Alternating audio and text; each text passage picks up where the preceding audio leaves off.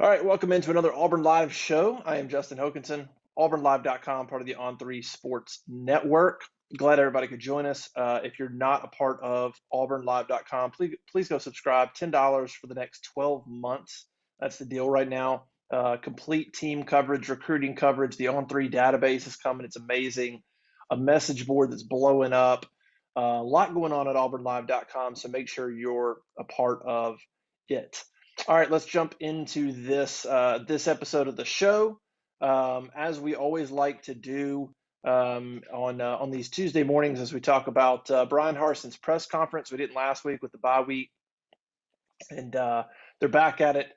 Bryan Harsin is back at it on Monday. He had his weekly press conference, so we just kind of like to dive in a little bit to what was said, go through that, kind of get everybody up to speed. Well, if you're a part of our message board, or really if you're a diehard Auburn fan and you're trying to read the tea leaves and you're on social media, the last the last day or so has been kind of wild with rumors about suspensions, rumors about removal from the team for certain players. We didn't report any of that. We had no confirmation. Had we heard things? Yes. Could I have, thrown some things out there? Sure, but nothing's confirmed, and so we didn't feel good about running with anything. So it led to what we thought was going to be a potentially interesting conversation with Bryan Harsin on Monday.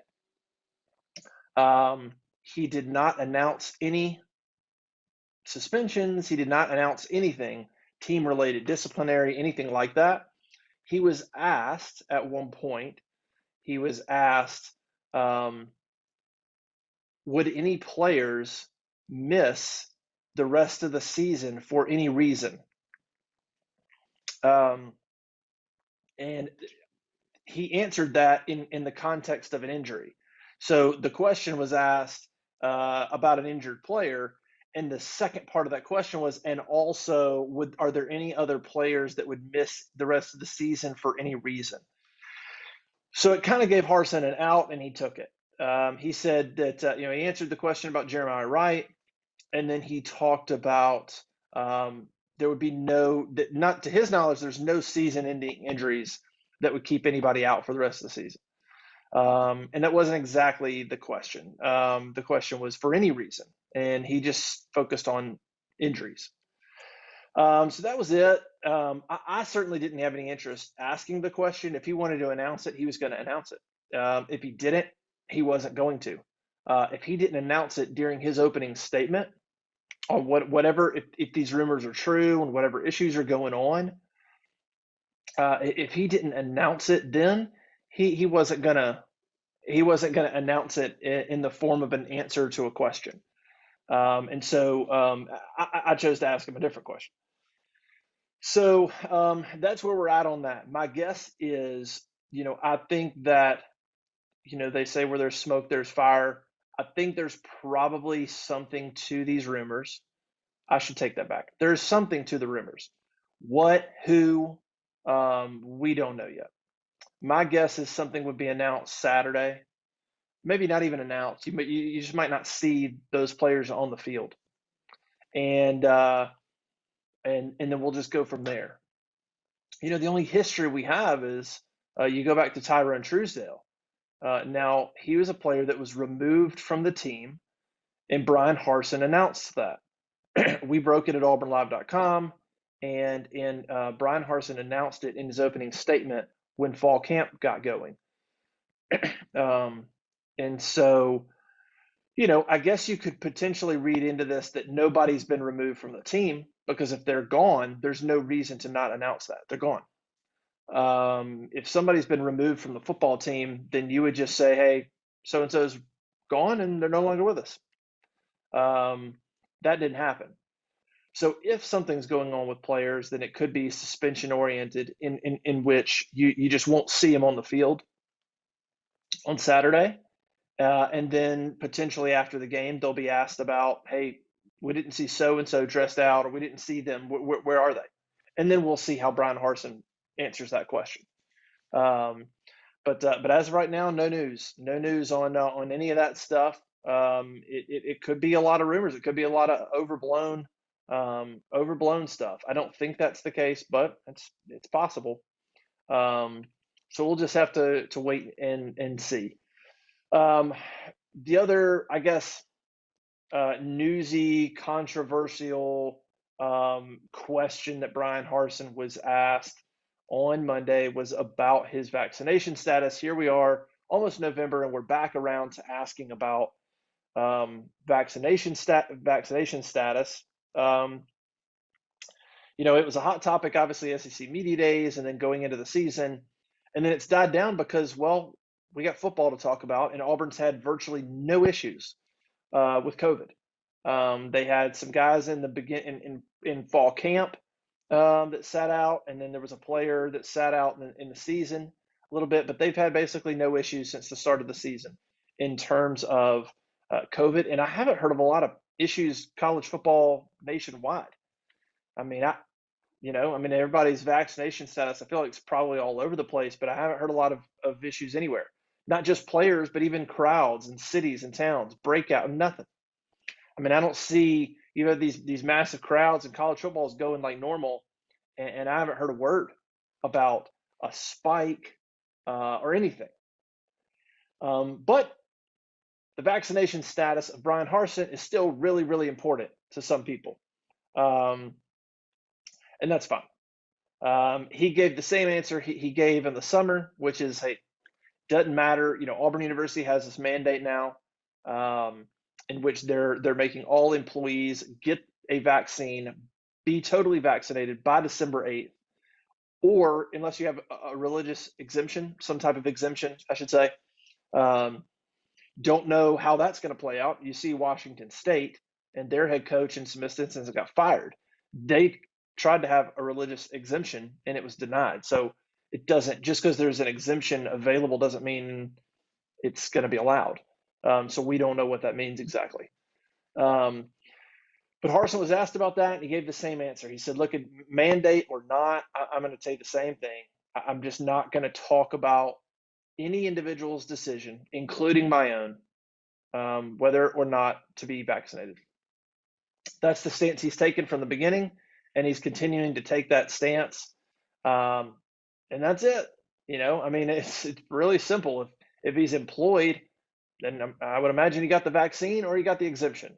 If he's not, then I guess he didn't, So my guess is Bryan Harsin isn't going to become the head coach at Auburn and throw it all away over a vaccine. But I could be wrong, but I don't think that's going to happen. But just kind of a little bit tired of the questioning and the narrative. And I get it. It's some people want to know that answer. But what's odd is, I feel like the people asking the question, most of the people that follow Auburn, they don't really, there's a few people that care about that answer, but the majority don't. But yet it's a hot topic and a hot question to ask, even though the majority of those people don't care. But anyway, that's that. All right, on to football. Auburn and Ole Miss getting going this Saturday. I had a chance to ask Bryan Harsin about how to maintain the momentum, because I think it's an interesting dynamic from winning a road game against ranked Arkansas, having a momentum, playing one of your better games, and then having to go into a bye week. I think, look, it's good for Auburn to get healthy. A bye week's always good to get healthy. Auburn had some guys that it'd be nice to get them healthy. And Auburn can there's plenty of things they can improve on and get better at. But I asked them, how do you maintain the momentum of a road ranked win and then just go into a bye week? You would love to take that momentum right into a home game, but they couldn't do that. And so just kind of asked him, how do you maintain that momentum? And how do you make sure you take it into a big game against Ole Miss? And he said, really, it's about the players. It's about the leadership on your team. It's about the maturity on your team. He said he felt like the players had a really good week. He said he did not feel like the bye week was taken for granted. He thought that guys still got better through the bye week. He also had an interesting note last Thursday. The coaches were out recruiting, and really Bryan Harsin and some GAs were still on campus. He said last Thursday that practice was basically led by the captains. I guess maybe you had Harsin and Schmedding, but it was, it was very much a skeleton. The assistants were gone recruiting. And so I thought it was interesting that the captains kind of led practice. And he said it, it went well. So I thought that was an interesting point to make. But he said, look, he said the bye week went well. He feels good about maintaining the momentum, maintaining the energy. Guys wanting to get better in the off week, not just using that as time off. Um, and so he said the key is, and I would agree with him, makes a lot of sense. The key is the Tuesday practice. So you have the bye week, and then when you get back to game week, the key is that Tuesday practice to hit the ground running, have high energy, and to the same way you did against Arkansas, get that one back. So if you come back and you ease into it and your Tuesday practice is sluggish, that's not good. And so the key is that Tuesday practice to come out, hit the ground running, have a lot of energy, and be back rolling. So we'll see how that goes as Auburn prepares for Ole Miss. Let's see, what else was he asked about? Matt Corral. He said Bryan Harsin called Matt Corral the front runner for the Heisman. Probably. I mean, he's certainly up there. I don't know. The Heisman chase is weird this year. There's not a star. There's not a superstar. There's really good players. But there's not a superstar per se.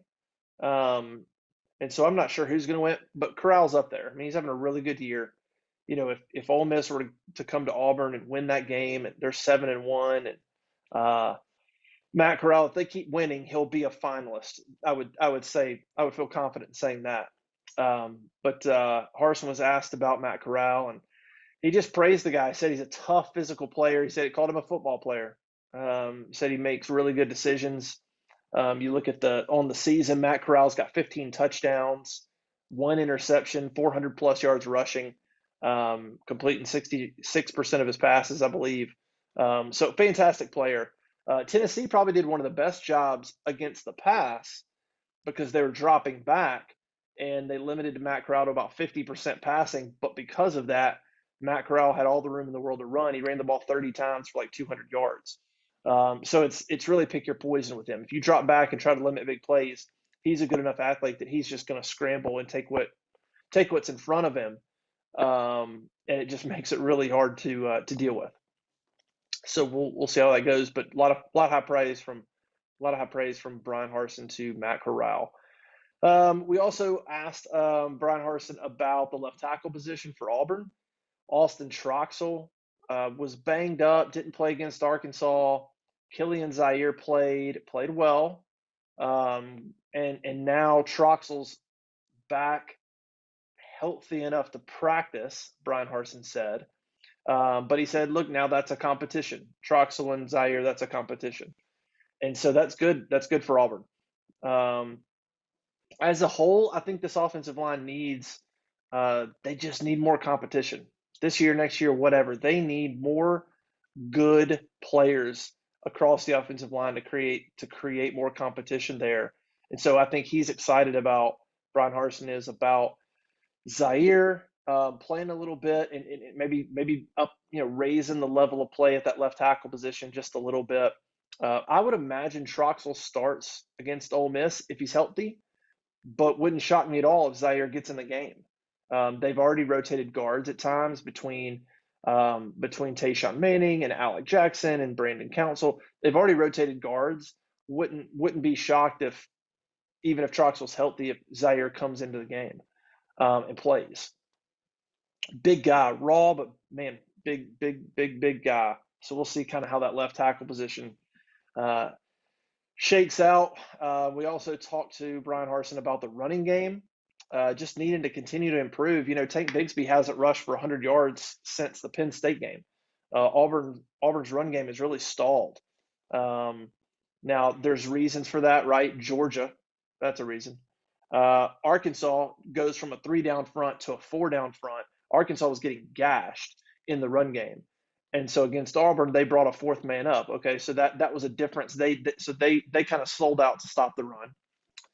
And then LSU, pretty good front. Ole Miss gashed them, but LSU kind of did their part there. and Auburn threw probably a little bit more to try to come back in that game. So there's a lot of reasons there, but Auburn's just got to get more consistent. Running the ball, 2 straight games that Jarquez Hunter has not even averaged 4 yards a carry. And of course, we know the start of the season. He's averaging 9, 10 yards a carry those first few games. In the last two, he's even been, there's nowhere to run for him. So Auburn's got to figure out a way to be more consistent running the ball against an Ole Miss defense that's getting better.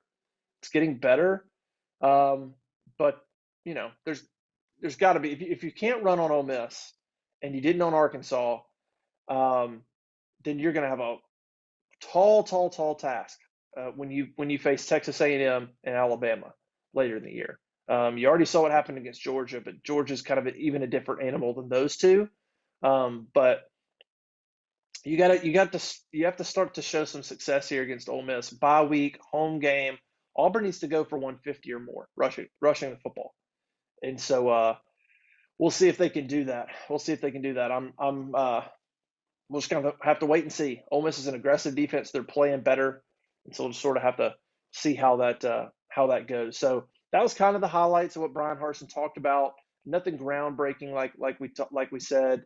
We'll continue to keep people updated on AuburnLive.com regarding any team personnel issues that are going on. My guess is, like I said, you'll find out Saturday. Maybe we find out before that. I can't imagine Bryan Harsin announcing something on Tiger Talk. Doesn't seem like the forum to, that's kind of generally a positive thing. Doesn't seem like the forum to announce something like that. Today would have been that day. So we'll see. Maybe they do a release. I don't know. But if it's a suspension thing, then it could be just an internal deal. And he could say, look, we're going to handle it internally. And you can ask about it, but we'll let you know when he's back on the field, and you're not going to get much. Similar to TD Moultrie. I mean, TD Moultrie's on the team, and all we've heard is hope to have him back. That's it. That's all we know. And so it could be something along those lines with whatever the players are going on. So that's kind of it. Make sure on AuburnLive.com. We'll talk to players the next 2 days as Auburn gets ready for Ole Miss. Also, we're having basketball. If you've missed our basketball coverage on AuburnLive.com, we're getting close to that first game.